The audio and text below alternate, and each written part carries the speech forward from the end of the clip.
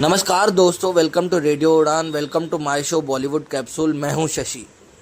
हद कर दी आपने इस मूवी को 25 साल हो चुके हैं और इसका रीमेक भी बन रहा है, तो हमने सोचा क्यों ना गुफ्तगू की जाए इस मूवी के डायरेक्टर मिस्टर मनोज अग्रवाल जी से।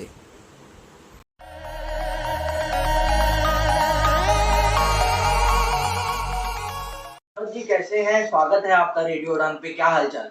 धन्यवाद Shashi, pleasure talking to you. Thank you for having me here on your show. शुरुआत से शुरू करते हैं सर। कैसे सोचा आपने फिल्म मेकर बनने का और कहाँ से हैं आप बेसिकली? मैं born and brought up in Mumbai. शुरू से ही बॉम्बे में रहा हूँ। शुरू किए बॉम्बे से लेके आज के मुंबई तक।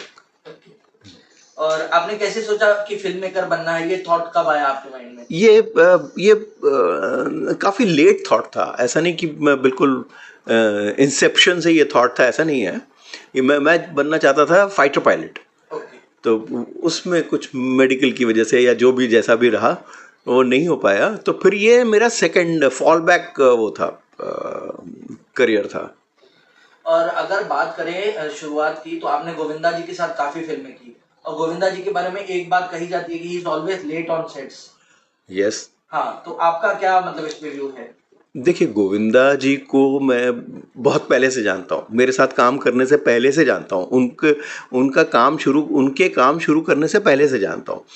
तो जब मैंने अपनी फिल्में बनाई तब भी मेंटली इस बात से प्रिपेयर्ड था मैं कि ये उनकी आदत है या उनकी मजबूरी है, तो उसके लिए मेंटली प्रिपेयर्ड था। तो मतलब आपको कहीं ना कहीं ये चीज डिस्टर्ब नहीं हुई कभी भी कि वो लेट आते हैं? देखिए, डिस्टर्ब तो होती है, ऐसा नहीं है। आप मेंटली प्रिपेयर्ड होते हो तब भी आपके अपने टाइमिंग अप डाउन होते हैं, आपके शूटिंग शेड्यूल्स अप डाउन होता है, तो वो डिस्टर्ब तो आदमी होता है। लेकिन आपको पहले से पता होना चाहिए कि आप किसी भी एक्टर के साथ में, बात सिर्फ गोविंदा की नहीं है, हर एक्टर के अपने माइनस पॉइंट्स होते हैं, तो उसके साथ में आपको काम करने का होना चाहिए। आप ऐसे कह सकते हैं you were mentally prepared to work with Govinda. Yes. Okay. And apart from that, अगर हद कर दी आपने की बात करें तो आज बहुत सारी चीजें उसको लेके 25 साल भी हो गए हैं। Congratulation for that. रीमेक भी बन रहा है, हर तरह हद कर दी आपने की न्यूज है। क्या कहना चाहते हैं आप इस पे? बहुत अच्छा लगता है, बहुत खुशी होती है कि ये फिल्म जो है एक तरह से एक कल्ट क्लासिक में आ गई है। कल्ट क्लासिक कॉमेडी फिल्म मानी जाती है ये। हर तरफ जब भी कोई भी मिलता है मुझे, मेरी बाकी फिल्मों से कम मैं जाना जाता हूँ और लोग मेरे बाकी फिल्मों का हवाला कम देते हैं। हद कर दी आपने का हवाला ज़रूर मिलता है मुझे। हर कहीं भी किसी फंक्शन में जाता हूँ, कहीं किसी प्राइवेट जगह किसी से मिलना जुलना उठना बैठना, इस फिल्म का जिक्र हुए बिना तो मेरा इंट्रोडक्शन हो ही नहीं सकता। तो this film is also about my introduction. And if you talk about remake, कैसे बन रहा है? क्या इस पे डेवलपमेंट है? And who is the lead star cast if you talk about star cast? अभी उस पे जिक्र करना मैं ठीक नहीं समझूंगा। लेकिन इस बार जो हीरो है उसके 12 रोल होंगे। 12 रोल? हाँ, इसमें गोविंदा के 11 रोल थे, अगर आपको याद हो तो अब की बार 12 रोल करना है मुझे। अच्छा। और वो मैंने लिख लिया है, फिल्म लिख चुका हूँ मैं। देखते हैं हाउ इट गोज। एंड ये मूवी आपने जब फर्स्ट टाइम बनाई थी, हद कर दी आपने, अभी तो आप रीमेक बना रहे हैं, हद कर दी आपने जब बनाई थी, तो how did you got associated with this film? इससे पहले मैं बना रहा था परदेसी बाबू। परदेसी बाबू अच्छी चली फिल्म है वो भी, और उसके बनते बनते उस फिल्म की बहुत तारीफ हो रही थी। तो पूरी यूनिट को कॉन्फिडेंस था, हीरो को कॉन्फिडेंस था, प्रोड्यूसर को कॉन्फिडेंस था, सभी को एक नए डायरेक्टर में कॉन्फिडेंस था। तो वो करते करते ही एक कहानी मैंने फिर हीरो को सुनाई और उसको पसंद आई और फिल्म शुरू हो गई ये वाली। और अगर गोविंदा की बात करें तो मैक्सिमम प्रोजेक्ट्स आपने गोविंदा के साथ किए हैं, इस पे क्या कहना है आपका? जैसा मैंने बताया ना, वो मेरे पुराने दोस्त हैं। अच्छा। इससे पहले कि मैं असिस्टेंट डायरेक्टर बनता, इससे पहले कि वो हीरो बनते, उससे पहले के दोस्त हैं। तो एक कंफर्ट लेवल एक दूसरे के साथ में हमेशा से था। और अगर बात तेरा क्या कहना की बात करें तो how was your experience working with Shami ji? Oh beautiful. मतलब उनसे कितना कुछ सीखने को मिला, प्रोफेशनलिज्म सीखने को मिला। वो सबके लिए एक मिसाल है प्रोफेशनलिज्म के। मतलब एक मैं इंसिडेंट बताना चाहूँगा कि जब भी वो सेट पे आ जाते थे फिर सेट छोड़ के नहीं जाते थे। अच्छा। हाँ, ये नहीं कि फिर वापस वैनिटी में चले गए और फिर आराम कर रहे हैं, वापस आप बुलाने जा रहे हो, नहीं, एक बार सेट पे आए तो 100% आपके हवाले है वो। और सेट पे बिहाइंड द सेट्स कुछ मस्ती मजाक होता था उनके साथ? नहीं, बड़े शांत कूल, अच्छा, अपना शांत एक के कुर्सी साथ। लेके पीछे बैठे रहते थे। ओके। और अगर परदेसी बाबू की ही बात करें तो रवीना टंडन, शिल्पा जी, इन दोनों के साथ आपका कैसा एक्सपीरियंस था? दो हीरोइन संभालना एक फिल्म में आसान है? हाँ, वो नहीं, थोड़ा डिफिकल्ट तो रहता ही है वो। कभी भी कोई दो हीरो हो, दो हीरोइन हो, और हर पैरेलल वाले को ये लगता है कि उसका रोल अच्छा है, मेरे रोल पे कहीं ऐसा तो नहीं कॉम्प्रोमाइज हाँ, किया जा रहा है। हाँ। तो वो that was a part of it, yes. Okay. So मतलब आसानी से बन गई वो फिल्म कि हाँ हाँ हाँ, नहीं, कोई ऐसी कोई बात नहीं ओके। थी उसमें। और अगर पायरेसी की बात करें, सो 90s में फिल्म्स पायरेसी की वजह से फिल्म पर बिजनेस पे इफेक्ट हुआ आपके हिसाब से? पायरेसी का इफेक्ट एक्चुअली 80s में ज़्यादा था। ओके। 90s में वो इफेक्ट इतना नहीं रह गया था, लेकिन क्या है, फिल्म इंडस्ट्री जो है वो हमेशा इन चीज़ों को ओवरकम कर लेती है। पायरेसी के खिलाफ भी काम कर लिया, पायरेसी अपना पैरेलल चलती रही, फिर बाद में टीवी से जो है टेलीविजन से भी नुकसान होना शुरू हुआ था, आज हमको ओटीटी से नुकसान दिखाई दे रहा है। तो वो एक पैरेलल वर्ल्ड तो क्रिएट होता ही रहता है हर बार, हर ज़माने में। जब मैं मुझे याद है, जब नया नया कैसेट और रिकॉर्ड और कैसेट आया था, तो लोग बोल रहे थे अब गाना सुनने फिल्म में कौन आएगा, ये तो घर में बैठ के सारे लोग गाना सुन लेंगे। तो वो इस तरह के इफेक्ट्स तो हमेशा से आते रहे हैं, होते रहे हैं। बट कहीं ना कहीं आपको लगता है कि ओटीटी पे स्टार क्रिएट करना, मैं हीरो नहीं बना सकता ओटीटी पे, मैं बड़े पर्दे पे ही हीरो बना सकता हूँ? वो हम बनाना भूल चुके हैं। अच्छा। हाँ, हम जो हीरो बनाया करते थे, फिल्म मेकर जो हीरो बनाया करते थे, हाँ। वो हम भूल चुके हैं। तो आज आप थिएटर के लिए बना लो या ओटीटी के लिए, मैं अपनी बात नहीं कर रहा हूँ, मैं पिछले एक जनरेशन पहले वालों की बात नहीं कर रहा हूँ।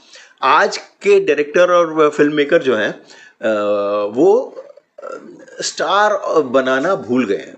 वो इतना रियलिस्टिक बनाने के चक्कर में आ गए हैं कि वो अनरियलिस्टिक फिल्में बनाने लगे हैं, अन बॉलीवुड फिल्में बनाने लगे हैं। तो जिसको वो रियलिस्टिक बोलते हैं, वो बहुत ही रियलिज्म से बहुत दूर चले गए हैं उस बात को लेके वो।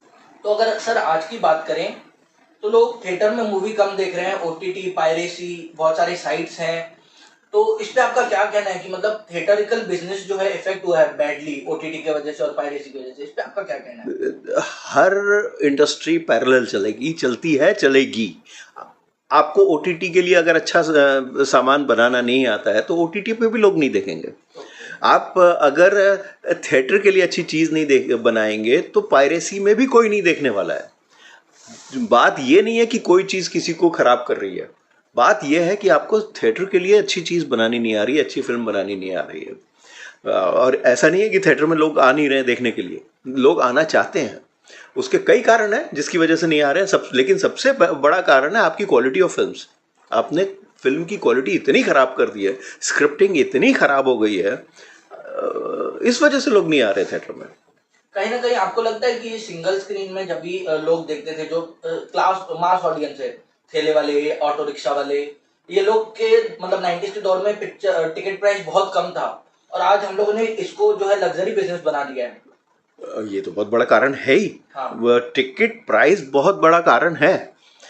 वो टिकट प्राइस कम हो तो आपके वही ऑटो रिक्शा वाले और वो सब जो है ना, जो एक इकोनॉमिकली वीकर सेक्शन जो है, वो भी आपके छोटे थिएटर में भी आ सकता है, बड़े थिएटर में भी आ सकता है। प्राइस फैक्टर तो बहुत इंपॉर्टेंट है ही। और क्या आपको लगता है कि गवर्नमेंट ने पायरेसी रोकने में और इस इंडस्ट्री को सपोर्ट करने में अपना जो है किरदार निभाया है? पायरेसी पहले जितनी थी उतनी पायरेसी अब नहीं है। अब डिजिटल पायरेसी है। हाँ। और मेरे हाथ में एक भी कोई कॉपी कभी नहीं आई है। मैंने सुना है पायरेसी है, लेकिन मैं खुद फिल्में देखना पसंद करता हूँ। मैं थिएटर में जाके फिल्म देखता हूँ बिकॉज वो मेरा बिजनेस भी है। तो थिएटर में देखूँ या ओटीटी पे देखूँ, फिल्म देखता रहता हूँ। लेकिन पायरेटेड मैंने आज तक देखी नहीं, मैं देखूंगा भी नहीं, लेकिन मेरे हाथ में कोई कॉपी कभी आई ही नहीं।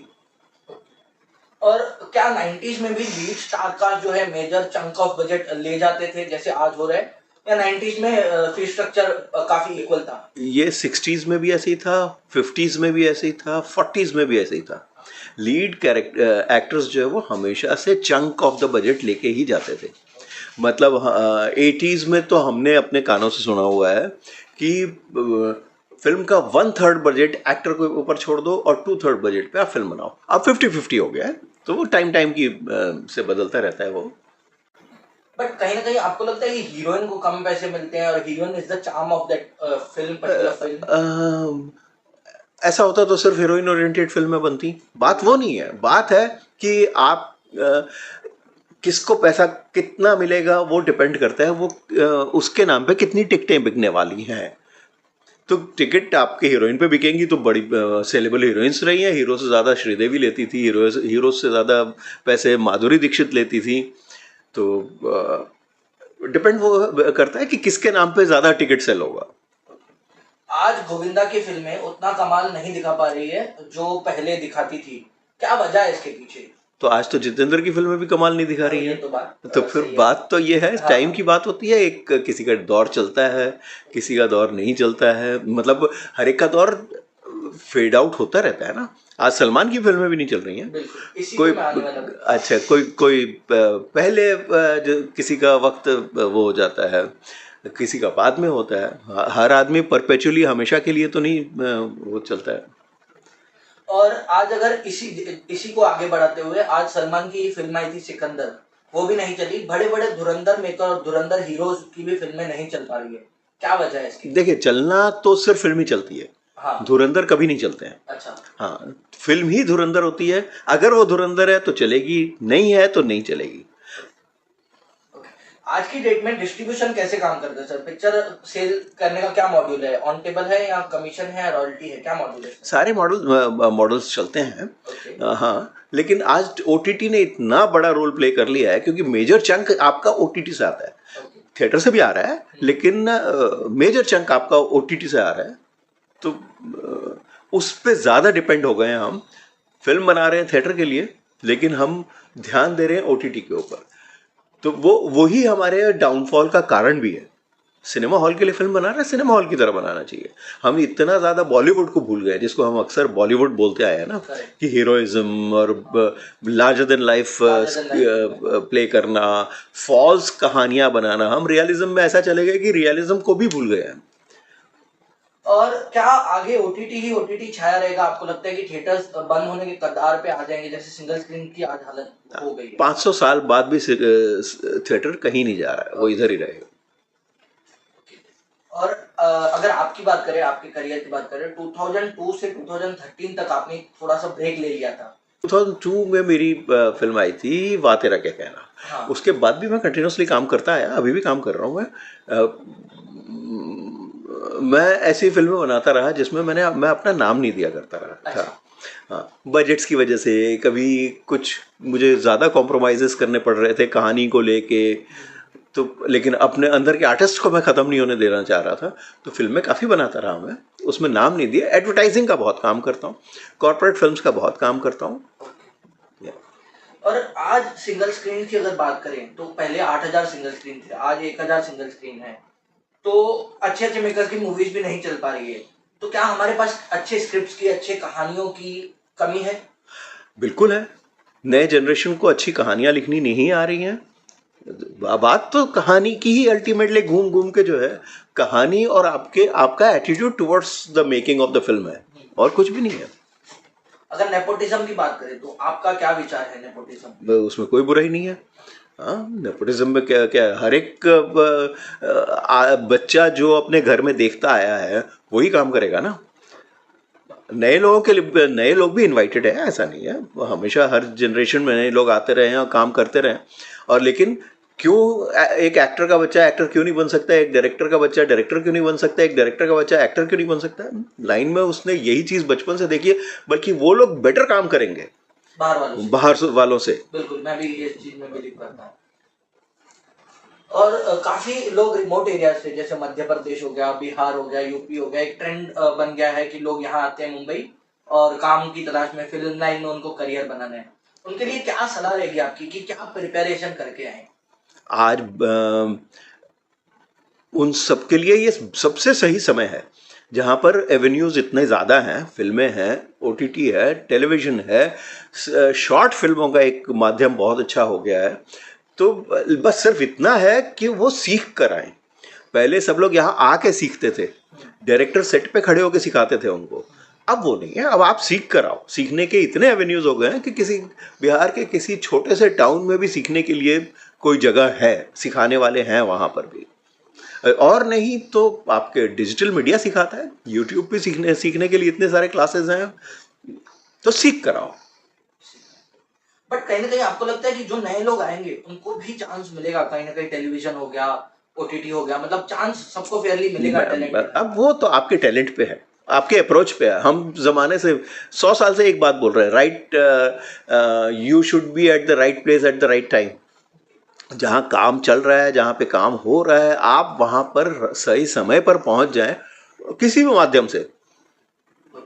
और अगर बात करें बी ग्रेड और सी ग्रेड सिनेमा की, आप तो चलो बड़े मेकर हैं, बहुत सारे ऐसे लोग थे, कांति शाह, किशन शाह, जे नीलम, इन लोगों ने बी ग्रेड सी ग्रेड फिल्में बनाई। इन फिल्मों का दौर था 90 से लेकर 2000 तक, और फिल्म में बिट्स डाले जाते थे। फिल्म की कहानी कुछ नहीं होती थी, बिट्स के भरोसे वो फिल्म सिंगल स्क्रीन छोटे थिएटर्स में चलाते थे वो लोग, और ये इंडस्ट्री भी फेड होती गई। इस पे आपका क्या कहना है? तो मतलब वो दूसरे रूप में आ गई ना। आज देखिए ओटीटी के हाँ, कितने सारे चैनल्स हैं उस तरह के, मैं किसी का नाम नहीं लेना चाहूँगा, नहीं नहीं तो वो दूसरे स्वरूप में बदल गई है। और अगर पर्टिकुलरली बिट्स की बात कर रहे हैं, हाँ, तो वो आपको इंटरनेट पे इतना मिल रहा है, इतना मिल रहा है कि उनका धंधा तो खराब होना ही था ना। बट कहीं ना कहीं आपको ये जो ग्लैमरस सीन्स डालते थे, फिर ग्लैमर की आपको लगता है एक लाइन क्रॉस हो गई? अच्छे अच्छे मेकर ने, जिन लोगों ने धर्मेंद्र के साथ भी काम किया था, उन लोगों ने अपनी लाइन क्रॉस कर दी और वो एक तरह से वल्गर फिल्में बनाने लगे, आपको लगता है ये? तो बस वो आपको लाइन तो आपको खींचनी आनी चाहिए, ऑडियंस आपको उसको पनिश, उस बात के लिए पनिश करेगी। It is between you and your audience. Sensor है, ऑफ कोर्स है बीच में, लेकिन it is between you and your audience. अगर सेंसर की बात करें तो कुछ फिल्मों को सेंसर जो है जल्दी जो है उसको रिलीज दे देता है, जल्दी वो प्रोसेस कंप्लीट हो जाता है, और कुछ फिल्मों को लटका के रखते हैं सेंसर वाले। तो इसमें आपको क्या मतलब, आपका व्यू है? आजकल तो कोई फिल्म मैंने लटकती हुई सुनी नहीं है। बड़ी से बड़ी कंट्रोवर्शियल फिल्में भी आ जाती हैं, उसके बाद में थिएटर में आने के बाद जो बातचीत होती है, जो डिबेट्स होते हैं, उसके अलग बात है। लटकती तो नहीं है आजकल। और आज जो गैंग्स ऑफ वसीपुर हो गई, मिर्जापुर हो गई, ओटीटी पे इतना जो कंटेंट है जिसमें बहुत सारा वायलेंस है, ओवर ऑफ वायलेंस है, इस पे आपका क्या कहना है? देखिए ये सब चीज़ें सोसाइटी से निकल के वहाँ जा रही हैं। हाँ, वहाँ से निकल के सोसाइटी में नहीं जा रही है। गैंग्स ऑफ वासेपुर देखने के बाद कोई गैंगस्टर बना हो ऐसा नहीं है। नहीं, तो उसमें वो ऐसा तो नहीं है कि हम कुछ काम रिवर्स में कर रहे हैं। नहीं।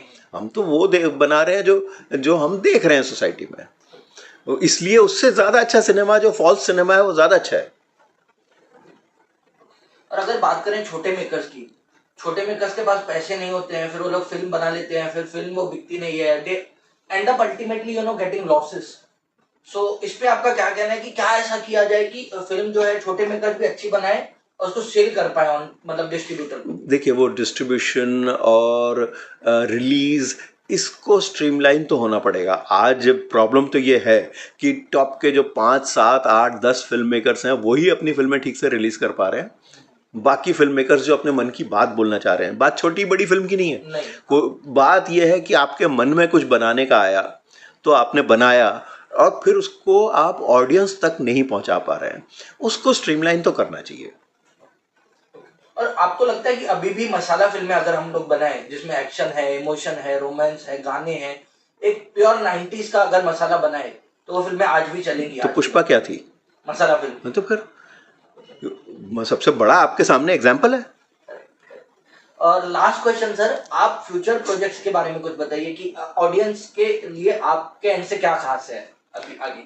मैं तो फिर उसी बात, ऐसा नहीं, कुछ रस्टिक रियलिस्टिक चीज़ें भी मेरे पास हैं जो मैं बनाना चाह रहा हूँ, लेकिन अभी मैं अपने हद कर दिया आपने के रीमेक पे ध्यान ज़्यादा दे रहा हूँ। और एक और मेरे पास में अगेन, जो अभी हम जिस सवाल का मैं जवाब दिया, एक छोटी सी अच्छी सी एक खूबसूरत सी फिल्म है, अगेन कमर्शियल फिल्म। मैं बिल्कुल भी रियलिज्म की तरफ जब ये बात कर रहा हूँ तो वहाँ नहीं जा रहा हूँ, वो मैं बनाना चाह रहा हूँ, उसके भी प्रोसेस में हूँ मैं। और ये फिल्म कब तक रिलीज होगी? इस पे आप कुछ लेट्स सी, अभी तुरंत तो नहीं बता सकता, लेकिन इस साल के एंड तक पहली फिल्म तो आनी चाहिए मेरी। इस साल? ठीक है, फिर मुलाकात होगी आपसे, फिर जब आपकी मूवी रिलीज होगी फिर आपसे मुलाकात करेंगे और आपसे गुफ्तगू करेंगे। Thank you very much sir, आपने हमें टाइम दिया। रेडियो उड़ान की तरफ से मैं आपका बहुत बहुत धन्यवाद करता हूँ। थैंक यू, रेडियो उड़ान को भी थैंक यू, और शशि आपको भी थैंक यू।